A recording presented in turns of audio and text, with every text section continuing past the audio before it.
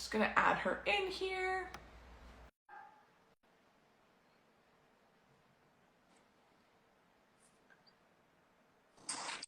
Perfect. Hi. Hello, how are you? Good. How are you? Sorry, I'm a little bit late. No, that's totally okay. I was laughing because as I was like hopping on, dogs outside barking, I was going to give the disclaimer like, if my dog barks, I'm sorry. Yeah, I always try to keep him out of the office, but I mean, if he hears one little thing, then he's Yep. barking.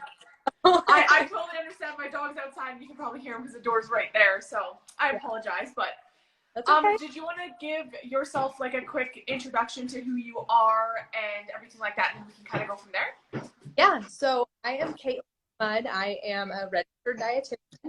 And I specialize in PCOS and intuitive eating. And so really what I help my clients do is to really step away from dieting and improve symptoms in a really sustainable way without, I always say, without having to give up the foods that you love, without having to exercise for hours every single day.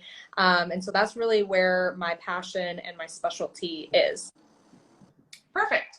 Okay, so if you're okay, I'm just going to jump into questions, and then if people have questions throughout, they can kind of just ask them as we're going, if that works for you. Yeah, absolutely. Okay, perfect. So the first question is, what is PCOS?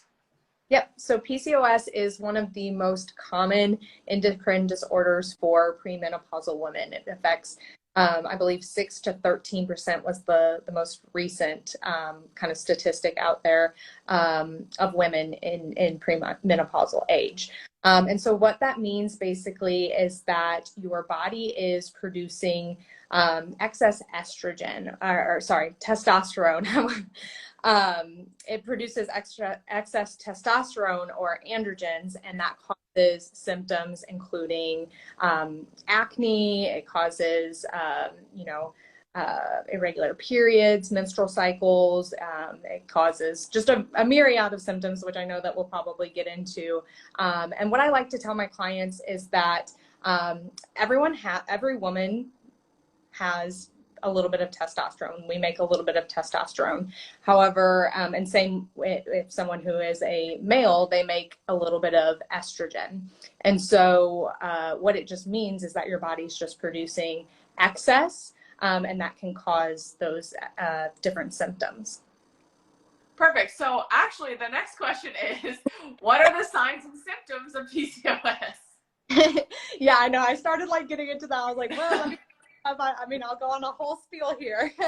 But yeah, so usually the symptoms include hirsutism, which is like hair growth on the face, on your upper lip, your chin area, as well as follicles or cysts. They're really follicles on your ovaries. Sometimes there's hair loss, hair thinning, there's acne, as well as, like I said, menstrual irregularities, irregular periods, or loss of period, as well as not ovulating. So those are kind of like those bigger picture, like what you typically will start to notice is more of those physical, and then you're like, okay, I'm either not having my period, or I'm having a really long period or a really short period. So you just kind of notice those things, and then the other symptoms are maybe a little bit more minute. Okay, so I know we kind of just chatted about menstrual cycles and stuff, but how does PCOS affect your fertility? Yeah. So what happens is, like I said, the testosterone, you have excess testosterone. So really the two main drivers that I typically see, and that, is kind of that,